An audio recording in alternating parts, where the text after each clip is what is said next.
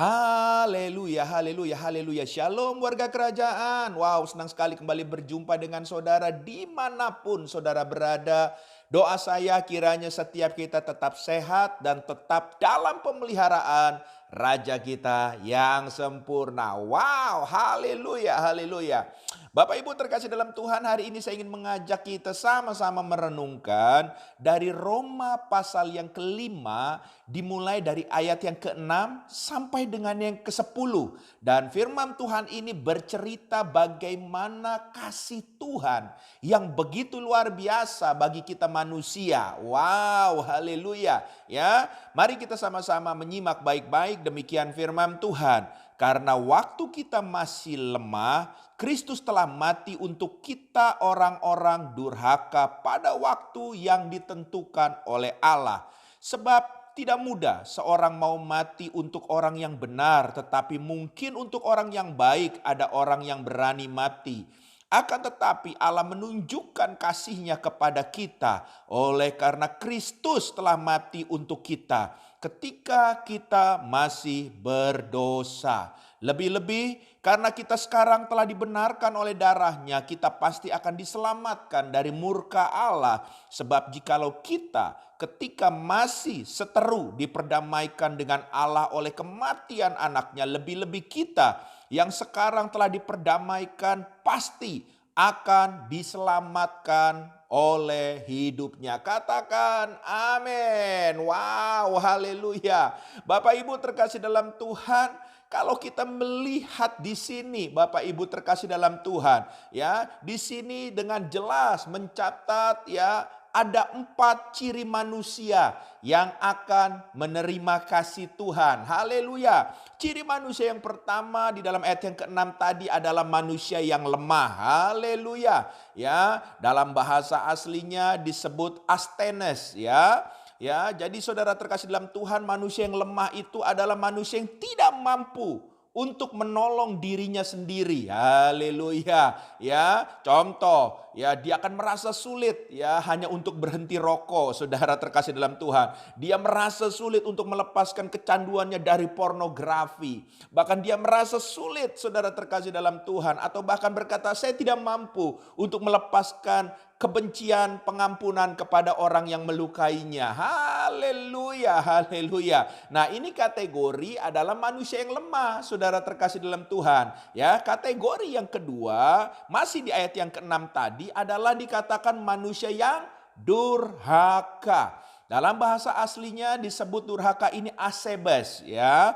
Asebes ini, ya, artinya miskin rasa hormat terhadap Tuhan, bahkan cenderung mengutuk Tuhan, atau bisa dikatakan mereka adalah orang-orang fasik. Haleluya. Dan ciri daripada orang-orang seperti ini, orang-orang durhaka ini, yaitu mereka tidak peduli lagi terhadap apa hal-hal yang mereka lakukan, ya. Jadi mereka sudah tidak ada takutnya lagi. Haleluya. Hal yang ketiga, contoh manusia yang ketiga, yaitu manusia yang berdosa, ya. Asli katanya yaitu berdosa dari asli kata hamartia, hamartolos, ya, miss the target, ya. Jadi, ya, melenceng daripada target yang harus sudah ditentukan. Melenceng dari goalnya. Nah, ini saudara dosa, saudara terkasih dalam Tuhan. Dan ciri manusia yang keempat yang firman Tuhan katakan ini adalah manusia yang menjadi seteru, ya, dari Tuhan. Ya, bahasa aslinya seteru ini ektros, ya, yaitu enemy atau musuhnya Tuhan. Jadi keempat tipe ini, saudara terkasih dalam Tuhan, kalau seseorang menyadari posisinya ada di keempat hal ini dan mereka tidak mau menyadari dan mereka tidak mau bertobat, mereka akan sulit sekali menerima kasih Tuhan. Tapi waktu mereka bertobat, mereka berubah. Roma yang tadi kita baca sama-sama dalam pasal yang kelima ayat yang ke-6 dan yang ke-10.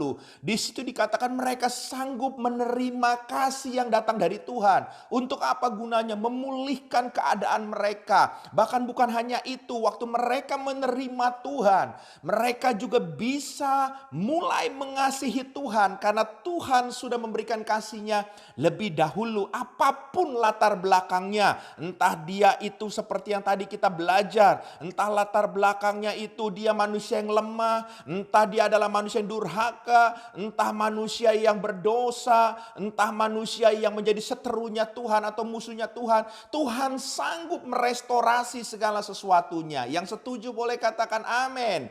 Wow, haleluya. Asal dari dalam dirinya menyadari dan dia mau menerima kasih Tuhan. Haleluya, haleluya. Sehingga waktu mereka menerima kasih Tuhan, hidupnya akan mengalami perubahan ya.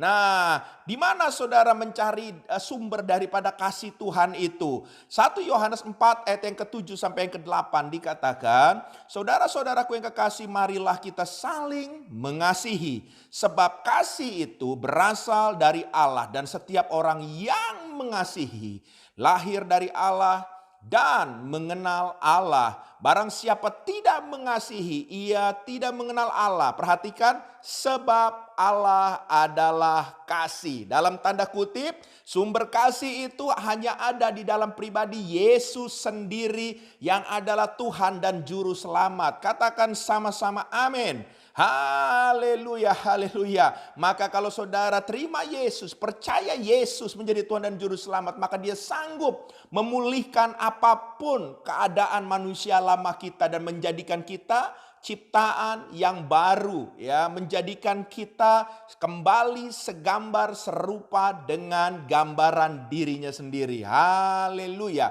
haleluya, haleluya. Oleh sebab itu mari kita belajar. Kalau kita mau mengasihi, ya kita belajar karena Yesus lebih dulu datang buat orang yang seperti tipe tadi. Semuanya dia tidak memilih-milih, dia datang untuk menyelamatkannya karena dia mengasihi. Kita belajar bagaimana kita mengasihi Tuhan dengan kasih seperti Tuhan mengasihi kita, yaitu orang yang mengasihi Tuhan, dia harus bertindak di dalam ketulusan. Haleluya. Jadi kasih bukan hanya sekedar lip service, cuman ngomong, tapi ada tindakan nyata.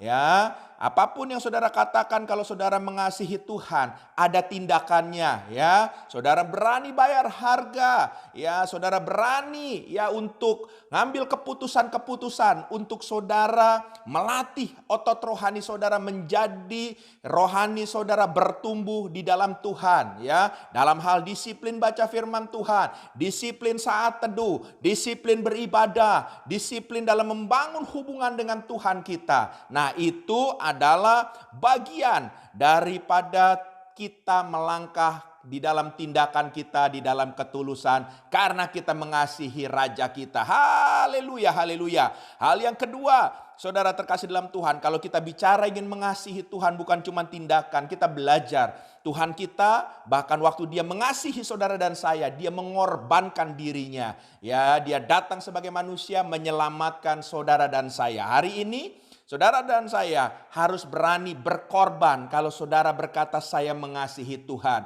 Saudara tahu berkorban itu seperti apa? Yang pertama, berkorban itu tentunya ada rasa sampai mungkin. Ada rasa sakit. Haleluya, gak apa-apa saudara. Kalau saudara tahu saudara di track yang benar mengasihi Tuhan, mungkin saudara awalnya sakit.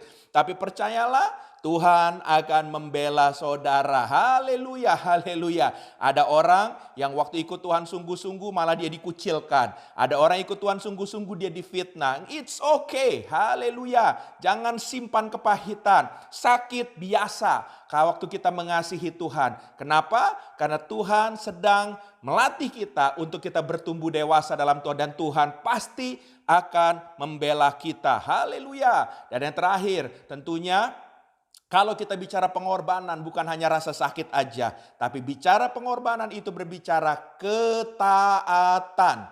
Yesus mau berkorban karena dia taat. Haleluya. Dan saya dan saudara pasti kalau kita mau melangkah di dalam ketaatan, ya, saya percaya pengorbanan saudara akan menjadi dupa yang harum buat Tuhan. Haleluya.